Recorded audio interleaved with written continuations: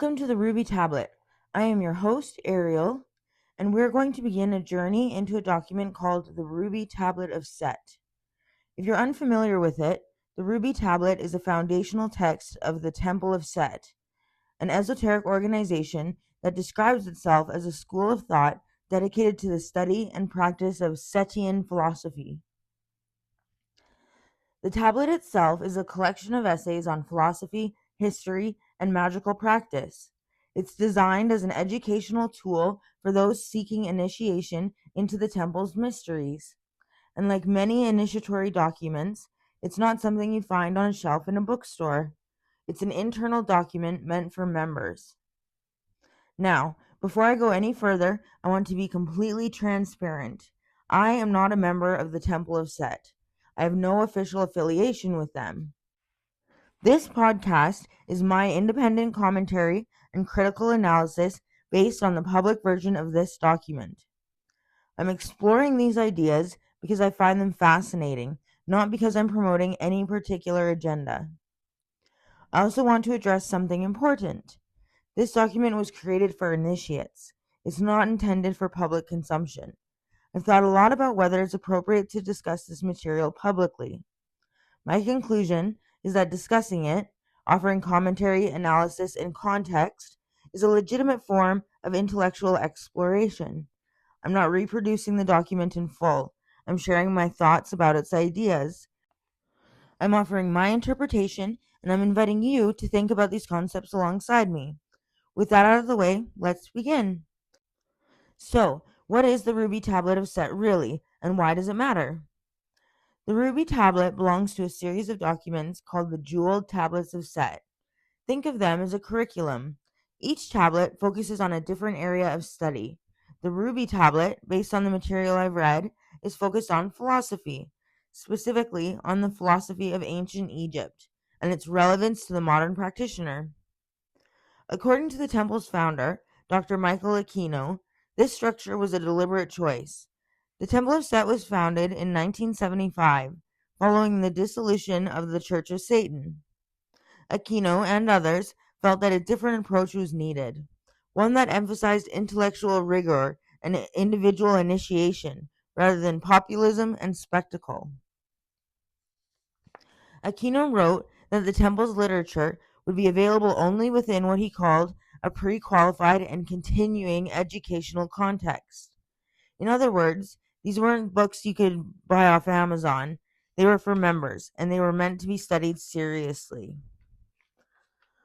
This was, in part, a reaction to what had happened with the Satanic Bible.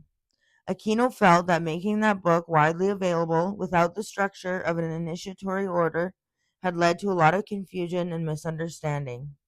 People were taking things out of context, using the book as a justification for all kinds of behavior that had nothing to do with what the book actually taught.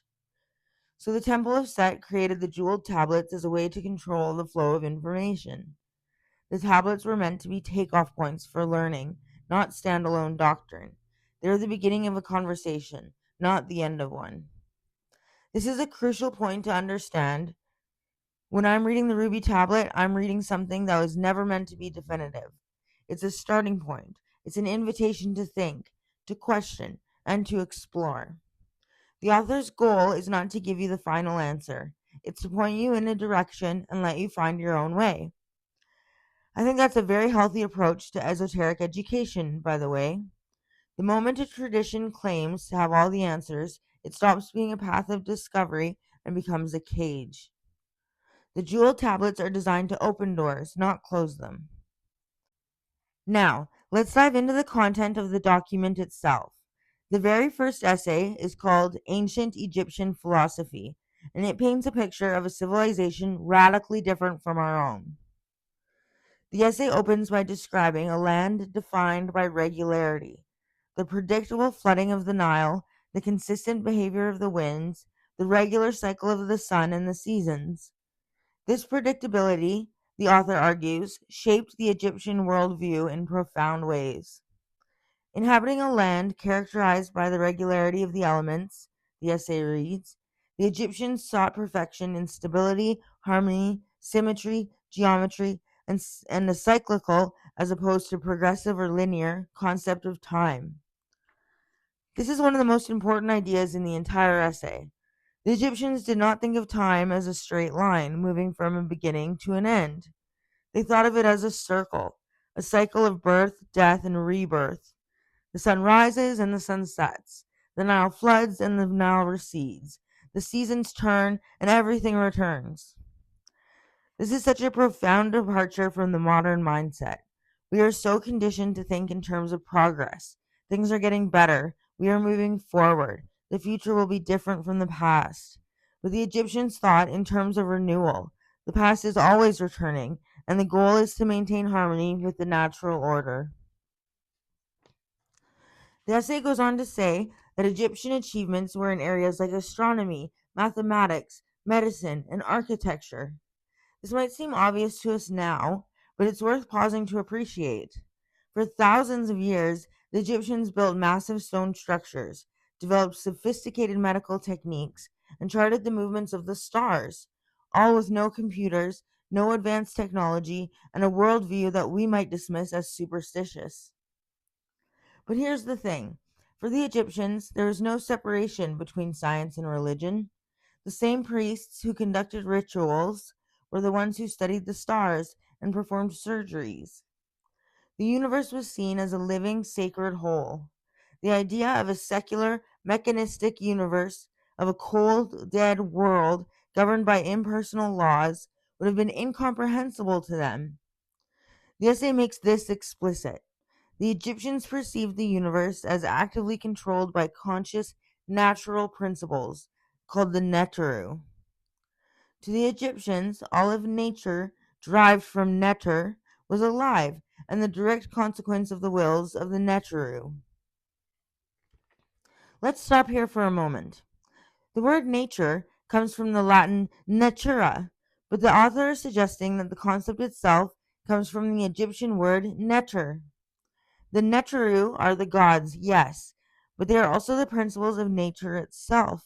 They are the intelligence behind the wind, the river, and the stars. The universe is not just a machine, it's a mind, it's alive. This worldview has enormous implications. If the universe is alive, then everything is connected. Everything has meaning. The same laws that govern the stars also govern human life. The same principles that shaped the Nile also shape our own hearts and minds. The world is not just a physical space, it's a web of relationships, patterns, and intelligences. And this brings us to a really fascinating idea in this essay: the relationship between reality and appearance. There's no distinction between reality and appearance. The essay reads, anything capable of exerting an effect upon the mind thereby existed. Hence, a dream could be considered just as real and thus just as significant as a daytime experience. This is radical. It means that the boundary between the physical and the mental, between waking life and dreams, between the objective and the subjective, is porous. It's not that dreams are less real than waking life, they're just a different kind of reality. Think about what this does for the practice of magic. If a dream is as real as waking experience, then the dream world is not a retreat from reality, it's a gateway to deeper layers of it. And if the mind is capable of creating meaning and reality through its perceptions, then the human will becomes a powerful force. You don't just observe reality, you participate in its creation. The essay describes Egyptian thought as geometric, focused on harmony, symmetry, and patterns rather than cause and effect relationships. Is this a fundamentally different way of perceiving reality? And what does that mean for someone trying to practice a left-hand path philosophy today? Absolutely, this is a fundamentally different way of perceiving reality.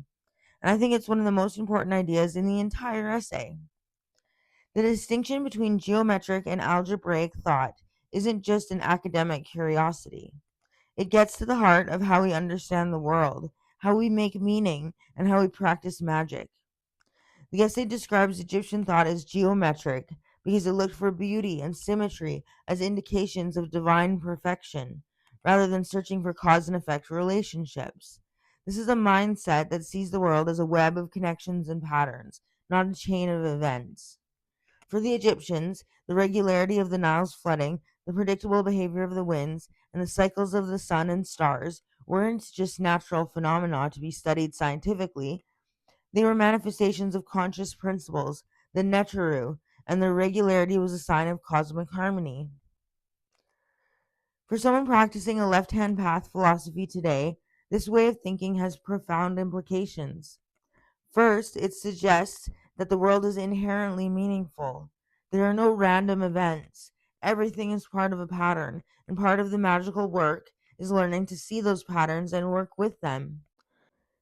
Kefir is an Egyptian word, spelled Xeper, and translates roughly as to become or to come into being. And the Setian concept of Kefir fits naturally into this worldview because it's about consciously participating in your own evolution and transformation, aligning yourself with patterns of becoming rather than just reacting to events.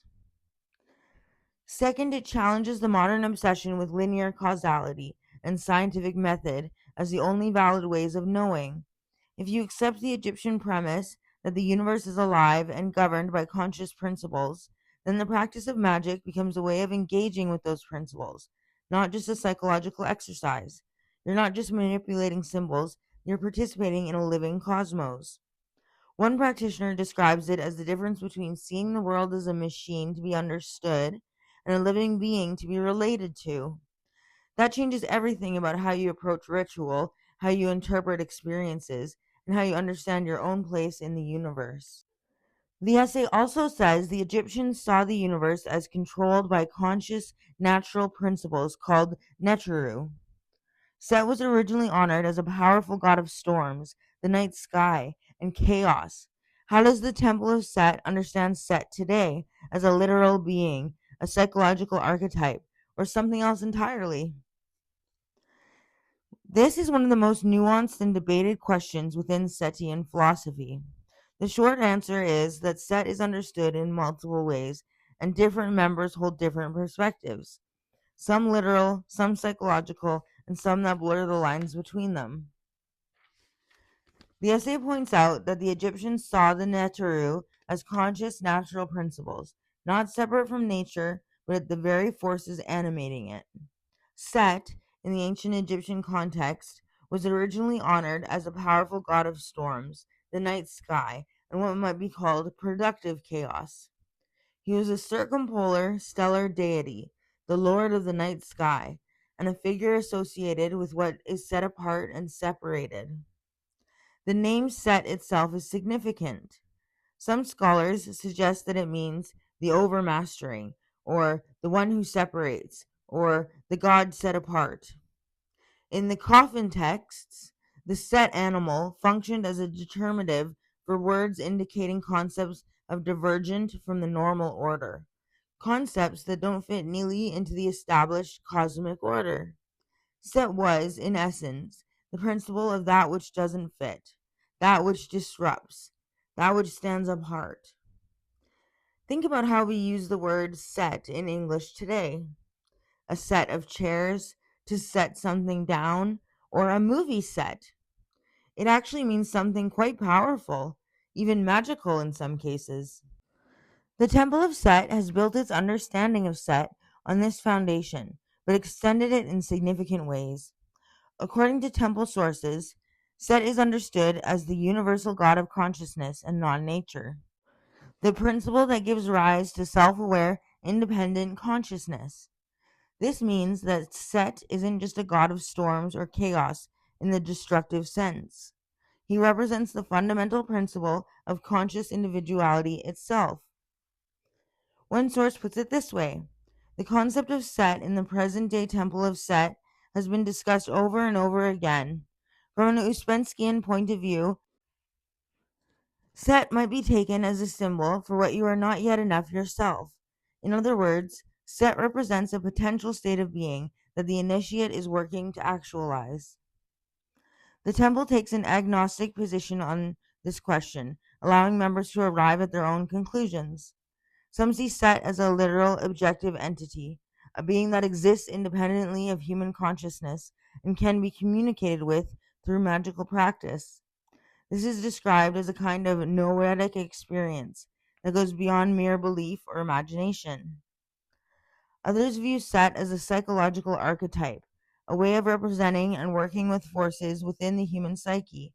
As one source notes, whether we call him a god or not depends upon our individual views and definitions of just what a god is. The key point is that the temple doesn't require a specific belief about Set's literal existence. What matters is the experiential reality of working with that principle. As another practitioner explains, to fulfill the promise of the Bible, take steps to develop the non natural presence of self in you, and you'll certainly also increase your chances of apprehending Set, the being whose very essence is not of nature. The focus is on practical work and transformation, not on doctrinal orthodoxy about Set's ontological status.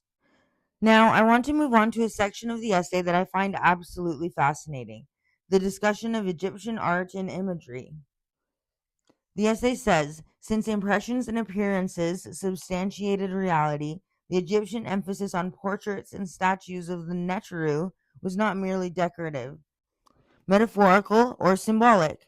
Rather, an image was a medium whereby the Neter in question could make an actual appearance in the material world. Let me say that again. An image was not just a representation of a god, it was a medium for the god's actual presence. The essay even adds, contrast Egyptian statuary with Greek, Roman, or later European. The living presence in the former will be dramatically evident. I've spent some time thinking about this, and I can see what the author means. Greek statues, for all their beauty, often feel like idealized representations, humans perfected. Egyptian statues, on the other hand, feel like they're looking at you. They have weight, they have presence, they seem to occupy space in a way that goes beyond their physical form. There's an ancient Egyptian ritual called the opening of the mouth. It was performed on statues and mummies to awaken them, to give them life.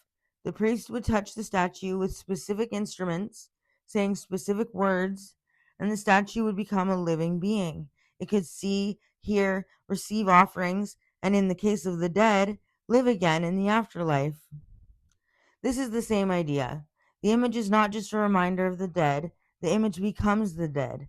The statue is not just a symbol of the god, the statue becomes the god. This is deeply, profoundly different from the way we think about images today. For us, a photograph is a record of a moment. A statue is an object of decoration or commemoration. We don't expect them to do anything. We don't expect them to have power. But for the Egyptians, an image was a threshold. It was a point of contact between the human world and the divine world. It was a way for the infinite to enter the finite. The essay then adds, similarly, part of something could substitute for the whole as long as the mind completed the connection. Mental imagery, created by viewing the portrait of a dead relative, for example, brought that relative to true life. This is such a beautiful idea. The image doesn't just represent the person, it is the person, or at least it has the potential to become them. All it takes is the mind completing the connection. I think this is key to understanding Egyptian magic. It wasn't about casting spells or making things happen through supernatural force. It was about creating conditions through images, words, and rituals that allowed a connection to be made. And when that connection was made, the boundary between the physical and the spiritual dissolved. This resonates with the practice of theurgy in the later Neoplatonic tradition. Theurgists, like Iamblichus, argued that ritual wasn't about convincing the gods to do something. It was about attuning yourself to their presence, creating a space where they could appear. The ritual doesn't force anything, it invites. I'd like to come back to this idea of the living image in future episodes. I think it has profound implications for how we think about art, technology, and even our own relationship with the dead. One of the most striking ideas in the essay is that Egyptian statues weren't symbols, but actual mediums for divine presence. Has a work of art or a ritual object ever felt alive in this way? And how does this concept shape magical practice or beliefs? Well, this idea that an image is not just a representation, but a medium for actual presence, is one of the most profound concepts in Egyptian philosophy, and it has deep implications for magical practice. The essay states, since impressions and appearances substantiated reality, the Egyptian emphasis on portraits and statues of the Neteru was not merely decorative, metaphorical, or symbolic. Rather, an image was a medium whereby the Neter in question could make an actual appearance in the material world. This isn't just a poetic metaphor. The Egyptians performed rituals, like the opening of the mouth, to literally animate statues and mummies. The statue wasn't just a reminder of the god, it became the god, capable of seeing, hearing, and receiving offerings. The image was a threshold between worlds.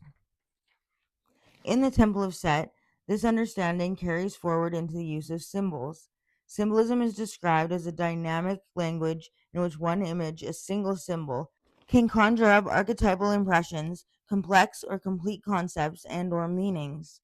The symbols aren't just arbitrary signs. They're vessels that carry concentrated meaning and power. For magical practice, this concept has several practical applications. First, it means that the creation of ritual objects, art, and symbols isn't just an aesthetic exercise, it's an act of magical technology. When you create a ritual tool, you're not just making a pretty object, you're building a vessel for the presence of a principle or being. Second, it changes how you relate to the symbols or in your practice. One source explains that a symbol can have one meaning to the initiated and another meaning to the uninitiated. The same symbol communicates at multiple levels simultaneously, and part of the work of the initiation is learning to read those deeper meanings. Third, it suggests that you can create living images in your own practice. When you write a letter and close with the words Kefir and remanifest, you're not just signing off, you're making a statement of dedication and a reminder that reinforces your commitment to the principle of self creation. The essay states the Egyptians made no distinction between reality and appearance. A dream was just as real as waking life. Is it common to have a dream or subjective experience that felt more real than the physical world? How does this challenge our modern materialist assumptions? This idea that there's no distinction between reality and appearance is radical, and it challenges one of the deepest assumptions of modern Western thought, that there's an objective physical reality out there separate from our experience of it. The essay explains that for the Egyptians, anything capable of exerting an effect upon the mind thereby existed. A dream, a vision, a feeling, all of these are real because they affect you. They change your experience, your behavior, your understanding. They're not less real than waking experience. They're different kinds of experience, but equally valid. This connects to a broader Egyptian understanding of the universe as alive and meaningful. If the universe is governed by conscious principles, then perception isn't just a passive reception of data, it's an active engagement with a living world. Modern materialism assumes that the physical world is primary and that consciousness is a secondary phenomenon, something that arises from brain activity. This view inevitably devalues a subjective experience. Dreams become just brain activity, visions become hallucinations, and personal meaning becomes something we project onto a meaningless universe. The Egyptian view turns this on its head. If a dream can affect you, then it's real. If a vision changes your life, then it's significant. The subjective isn't less real than the objective, it's a different dimension of reality. For someone practicing a left hand path philosophy, this understanding has profound implications. It means that subjective experiences, dreams, visions, intuitions, magical experiences are not just in your head. They're real engagements with reality. They're sources of genuine knowledge and power. One practitioner describes this as recognizing that consciousness is the single manifestation of life unbound by fixed laws on this planet. Consciousness is what makes humans unpredictable, creative, and capable of genuine self-directed evolution. If you dismiss subjective experience as unreal, you're cutting yourself off from one of the primary sources of transformative power. The key, however, is not to abandon reason, but to integrate it. One source puts it this way: you will not be able to communicate the experience intelligently without sufficient mastery of the domain of reason and language.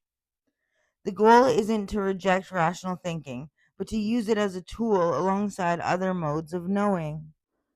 Now, let's shift to a different topic: the Egyptian view of society and justice.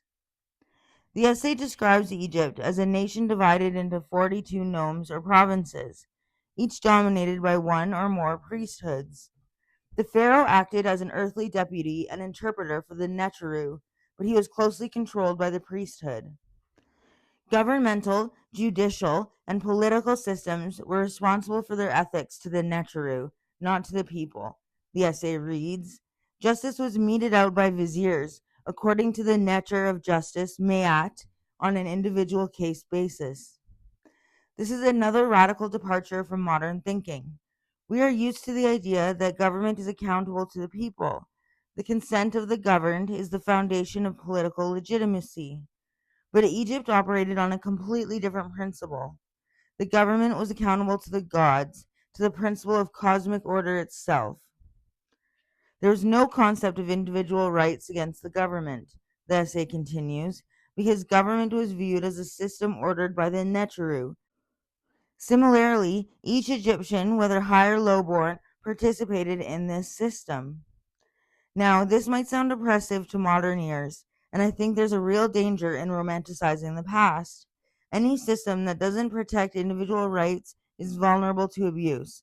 A pharaoh who claims to speak for the gods can justify all kinds of atrocities. But I want to be careful here. The essay suggests that crime and corruption were possible but inadvisable because of the conviction that vice would be punished severely after earthly death. In other words, the moral order was upheld by a belief in divine justice, not just by the fear of earthly punishment. This raises a fascinating question. Can a society function without a belief in something beyond itself? We tend to think that secular, rational systems are superior, but we've also seen that secular systems can be just as corrupt, just as oppressive, and just as willing to justify injustice. The Egyptian system was built on a shared belief in Maat, truth, balance, and cosmic order. Maat wasn't just a set of rules, it was the very fabric of reality. To violate Maat was to work against the universe itself. That's a powerful incentive to behave well. The essay also notes that Old Kingdom Egypt was largely insulated from foreign invasion or conflict. Hence, Egypt spent its early years as a peaceful culture with no standing military. This is remarkable. Egypt, one of the most enduring civilizations in history, had no military budget for much of its early history. The essay also credits Egypt with the invention of the alphabet, the use of currency, and describes it as the first national, as opposed to city-state, political system. This is a civilization of incredible innovation and stability, and yet it ultimately fell. Egypt was ultimately destroyed by foreign conquerors, such as Persia, Macedonia, and Rome, and her inability to adapt to the continuing competition of foreign cultures. This is the warning, isn't it? No civilization lasts forever. Even the most stable and harmonious system will eventually be tested by external forces, and if it can't adapt, it will be destroyed. The essay adds that her new empire of the Setian dynasties was a protectionist backlash rather than an effort to civilize or create a permanent empire, as per Macedonia, Persia, or Rome. In other words, Egypt didn't fall because it was conquered. It fell because it tried to close itself off from change. There's a lesson here, I think. For any tradition, any organization, any way of life, the danger is not just external pressure, it's the refusal to adapt. It's the belief that you can keep the world out and remain unchanged. The Temple of Set, by the way, was founded on the principle of Kepher, ancient Egyptian word spelled Xeper, and it means to become or to come into being. It's a philosophy of continuous evolution and self creation. I think it's no accident that the temple's founder, Michael Aquino, chose to emphasize this principle in the essay's conclusion. The essay describes the system where justice was accountable to Maat, cosmic order, not to the people, and there was no concept of individual rights. How does a tradition focused on radical individualism reconcile with a worldview that seems to subordinate the individual to the gods? This is a fascinating tension, and it goes to the heart of how the Temple of Set has reinterpreted ancient Egyptian ideas for a modern context. In ancient Egypt, justice was based on the principle of Maat, truth, balance, and cosmic order. The essay explains that governmental, judicial, and political systems were responsible for their ethics to the Neteru, not to the people. The pharaoh and the viziers administered justice according to Maat, not according to the will of the people. There is no concept of individual rights against the government, because the government itself was seen as part of the cosmic order. This is a complete inversion of modern political thought. We're used to thinking that governments are accountable to the people and that individual rights are the foundation of legitimate government. Egypt operated on a completely different principle. The Temple of Set resolves this tension in a couple of ways. First, the temple distinguishes between the ancient Egyptian context and its modern application. The temple doesn't advocate for a return to Pharaonic view or the abolition of individual rights. Instead, it extracts the philosophical principles from the Egyptian worldview and applies them in a modern framework. The temple understands Set as a principle of radical individualism. Set's name means the one who separates, or the one who is apart. Set is the principle of dissociation, of standing apart from the established order. As one source explains, Set separated himself from the laws of the order of the cosmos. So too have we who walk this path consciously rejected and have separated and liberated ourselves from socially established norms.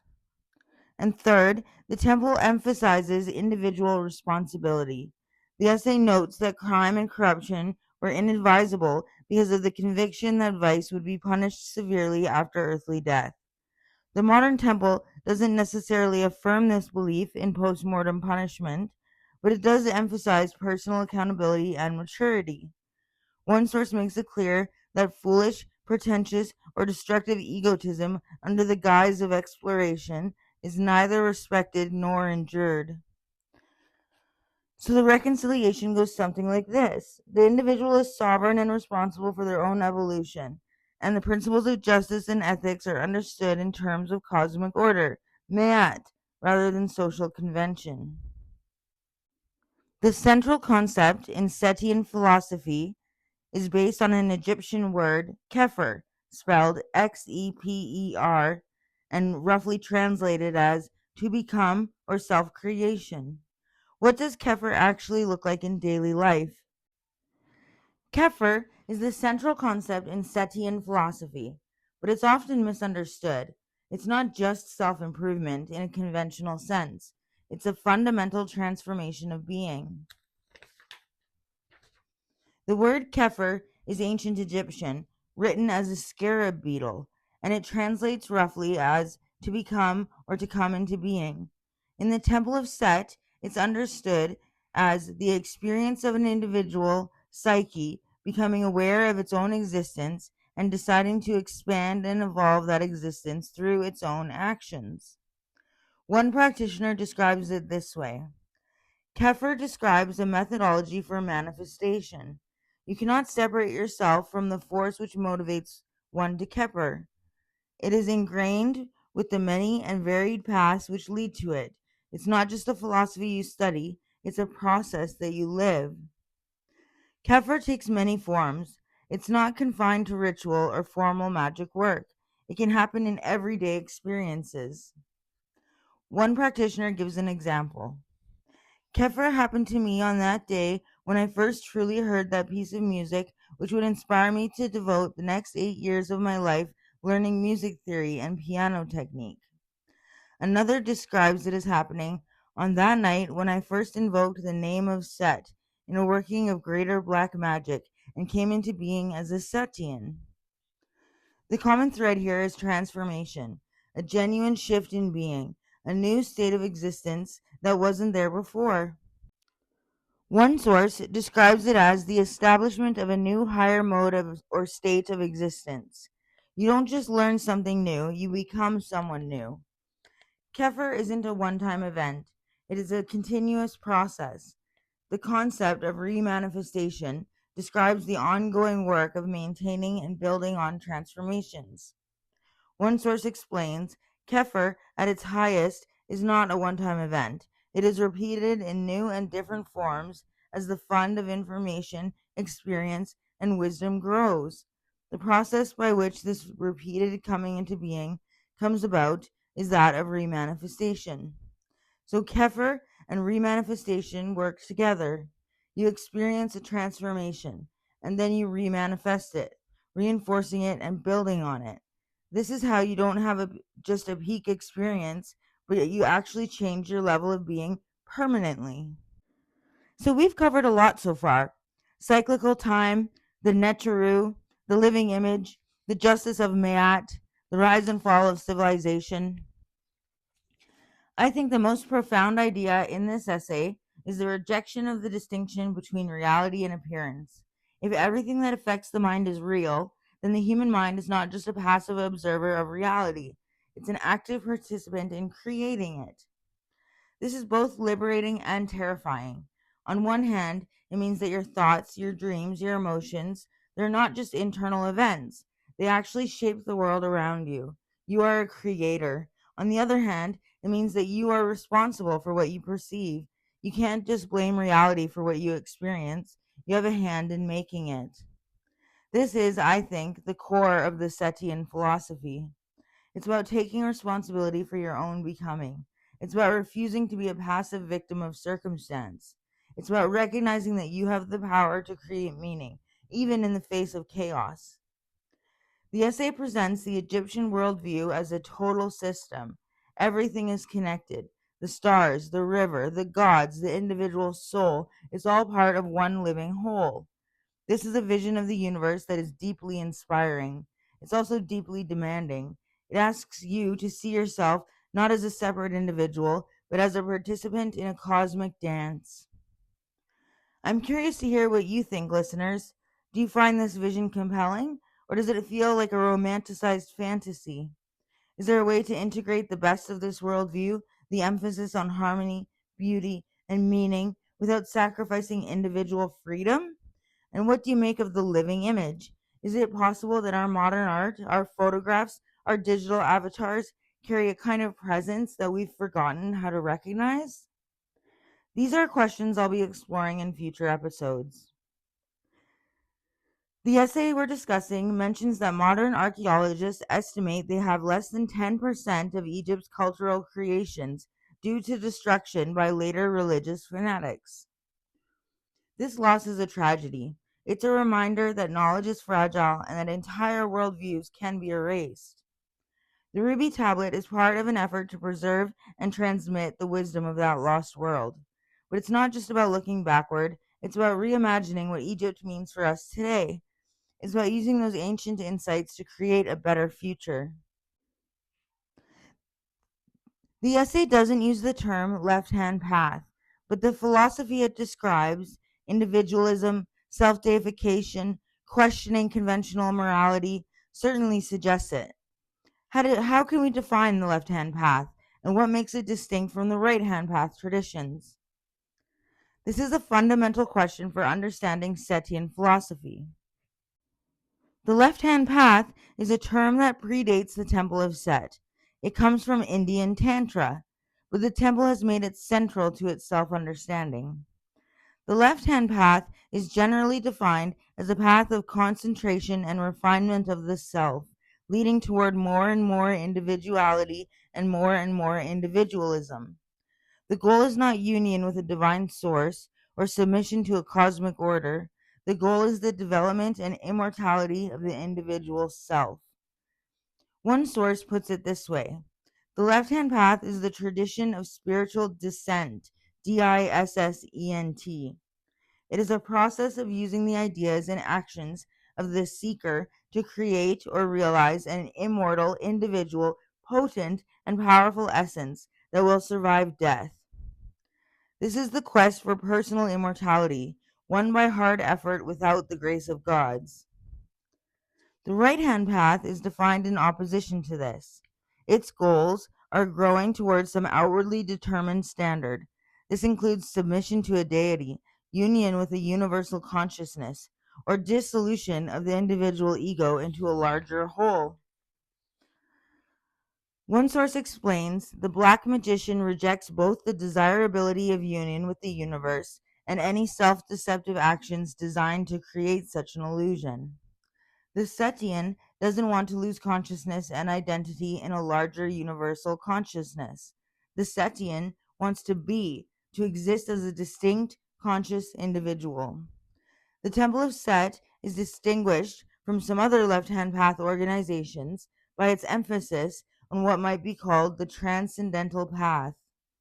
One source distinguishes between the immanent path, where godhood is achieved through the worship of the carnal ego with no possibility of personal immortality, and the transcendental path, where personal immortality is achievable through strengthening the idealized self.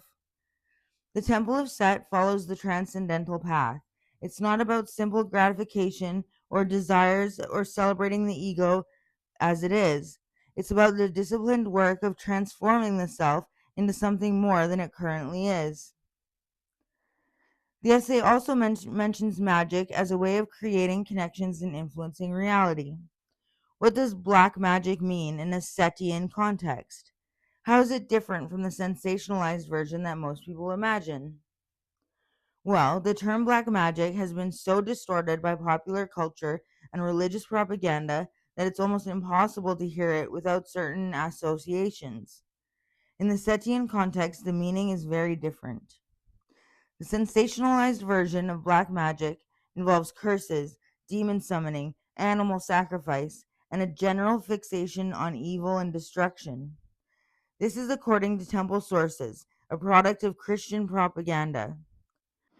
One source explains that since its inception, Christianity has made use of the most horrific propaganda to attack its competitors, and that the fundamentalist propaganda campaign has convinced some sick or maladjusted Christians that the way to practice Satanism is indeed to perform the destructive and perverse outrages prescribed by the fundamentalist propaganda.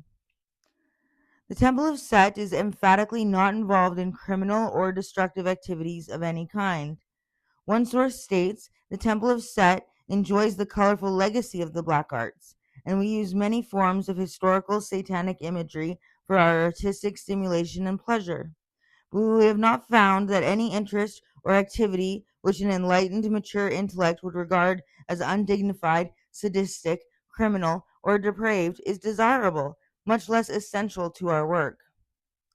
In the Setian context, black magic refers to the practice of working with non-natural forces to achieve individual transformation. It's black not because it's evil or destructive, but because it's opposed to the natural order. It's the magic of the self, of conscious will, of the psyche standing apart from and acting upon nature. The same source above explains the black magician rejects both the desirability of union with the universe and any self-deceptive actions designed to create such an illusion. He or she has considered the existence of the individual psyche, the core you of your conscious intelligence, and has taken satisfaction from its existence as something unlike anything else. The black magician desires this psyche to live, to experience, to continue. He or she does not wish to die or to lose consciousness and identity in a larger universal consciousness. This is black magic as the magic of individuation, of maintaining and enhancing conscious identity in a universe that constantly works to absorb, dissolve, and integrate that identity. The essay concludes that Egypt fell because it couldn't adapt to foreign cultures and it became protectionist.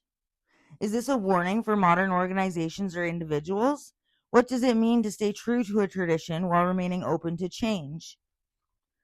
The essay describes Egypt's decline as a failure to adapt to the continuing competition of foreign cultures.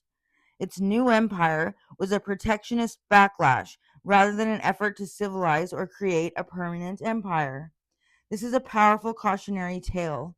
The essay suggests that Egypt's fate wasn't just about military conquest, it was about a civilization that closed itself off from the world. The protectionist response to foreign cultures ultimately contributed to Egypt's destruction. The message is clear: no tradition, no matter how great or enduring, can survive by building walls. This lesson applies directly to the Temple of Set. The temple is, in some ways, a protectionist organization. It controls access to its internal documents, it requires initiation, and it maintains a deliberate separation from the broader culture.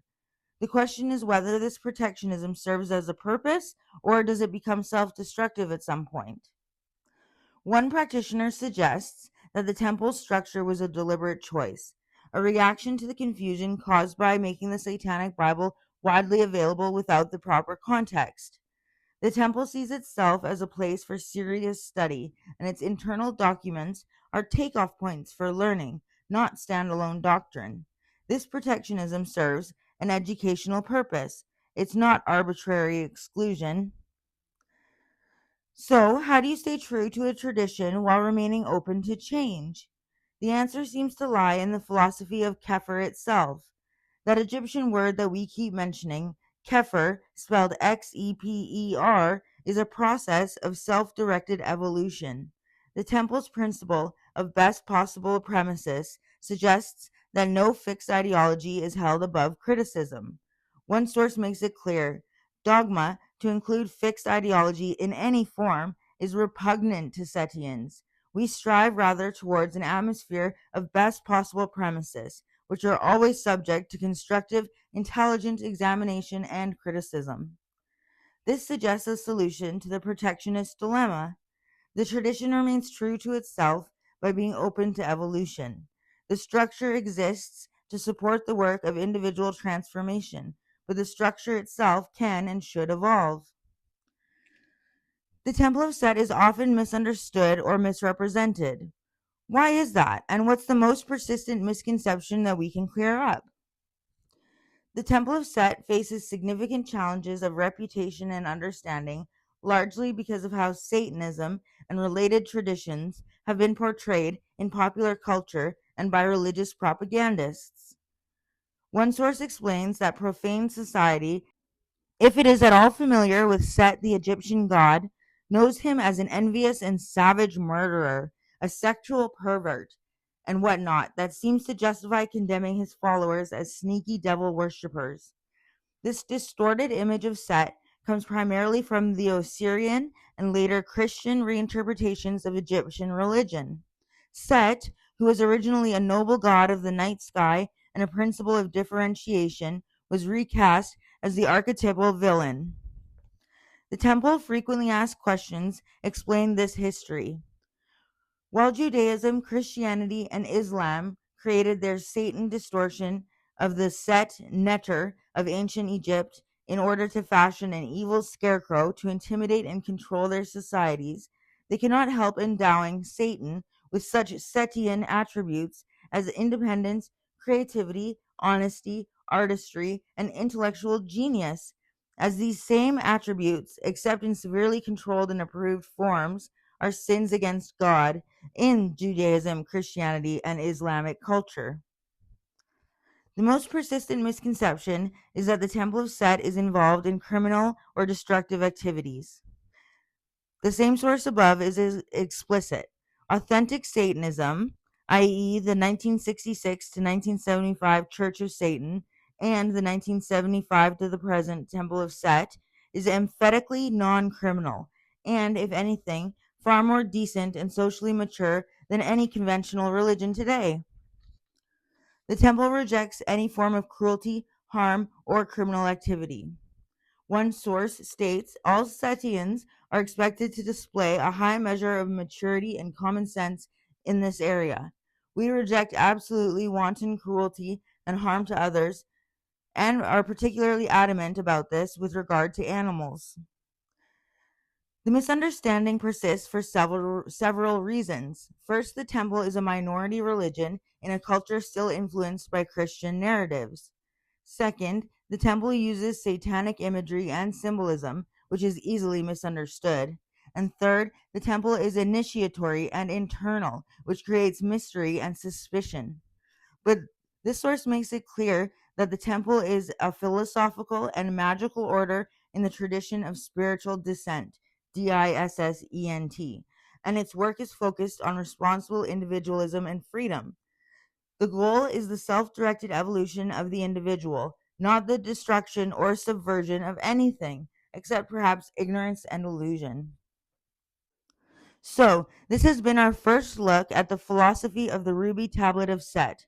We've traveled through ancient Egypt, explored the nature of the Neteru, questioned the boundary between reality and appearance, and reflected on the rise and fall of civilizations.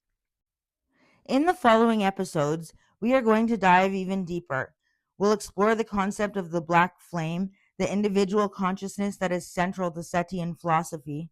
We'll be connecting these Egyptian ideas to other esoteric traditions, including Hermeticism, Neoplatonism, and the Western magical tradition.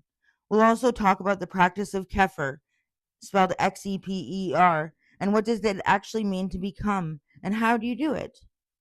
Before I go, I want to say this.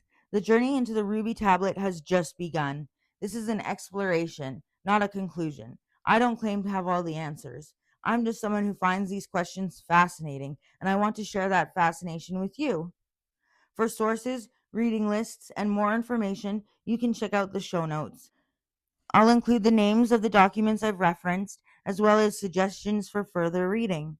And remember, this is a personal exploration, not an endorsement. Thank you for joining me on this first philosophical episode of the Ruby Tablet. I'm your host, Ariel, and I'll see you next time. Join me for more philosophical, spiritual, and magical exploration of the left-hand path.